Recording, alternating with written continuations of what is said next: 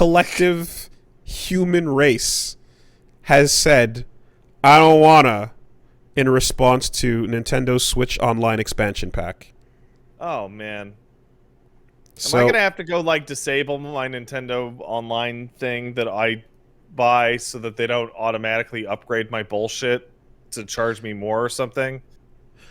I don't know what you're gonna need to do, but what I can report on is that as of recording, the Nintendo Switch Online Plus expansion pack overview trailer has 16,000 likes on it and 78,000 dislikes.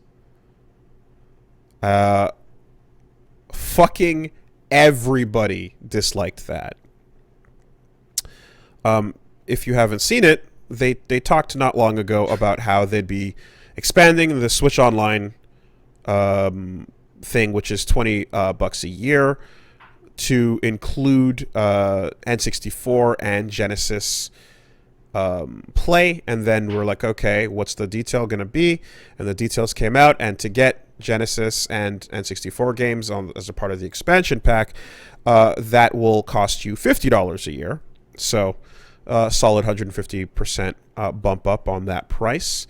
Now, $50 a year sounds kind of similar because it's like, oh, that's kind of like Xbox Live and PSN. But Oh, what's the difference? The difference is their service fucking sucks ass.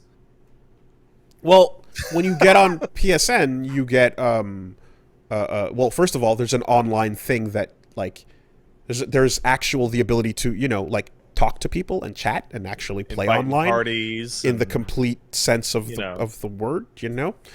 Yeah. You get So free anyway, games too that you get to keep. you do get them. Even after you unsub, are you sure? No, not after you unsub, but don't worry. Nintendo will change this in the future and just disable all of these anyway. Because yeah, I'm pretty sure those are only playable as long as you are signed up. Mm-hmm. And so alongside this expansion comes the Animal Crossing New Horizons. What's it called? Whatever. The new shit for Animal Crossing. The new shit. The yeah. So that is included free if you are signed up to the expansion pack. Of course, you no longer own it if you ever cancel your sign up. Though I think it said that the items that are on your island will stay or something along those lines. Yeah, so I wish they had just gone ahead and made Animal Crossing like a terrible MMO instead.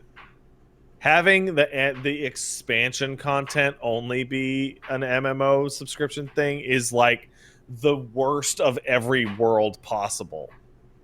Mm-hmm. It sucks ass. So yeah, games with gold, you get those games even after you stop subbing. PSN Plus, you don't get access to the games, I'm pretty sure, afterwards. But I think based on the fact that both of those examples are things that people sign up for and get the stuff with them, and plus Game Pass, we've talked about how Game Pass is like a thing that is also like pretty solid, and you can play on both and PC and your Xbox if you do. With this and with the Nintendo and the price upgrade here, it's like if what they were actually offering was a robust online suite for numerous games that would then be a similar online experience that you could have. You'd go, sure, whatever, I guess. You would understand that and people would be willing to do it. But it's going up to the same price as the others without offering a smidge of what they do in terms of actual online gaming and multiplayer capability. Here's the thing, right? The only reason I have the Switch Online thing at all is so that I could play Monster Hunter and Smash with my friends, right? And I have a family account and I share it with the maximum amount of people to get that cost down, right? The Smash Online experience is universally terrible, even between people that all have the Ethernet adapter and all that. And Monster Hunter's fine, but it's not as good as the Monster Hunter experiences I've had on every other platform ever. Mm-hmm. And it's like, this online service that was by far the worst, even at its old cost, Mm-hmm. is now more than doubling it with no changes. Oh, they'll have N64 games. Oh, wow! Like, Yeah.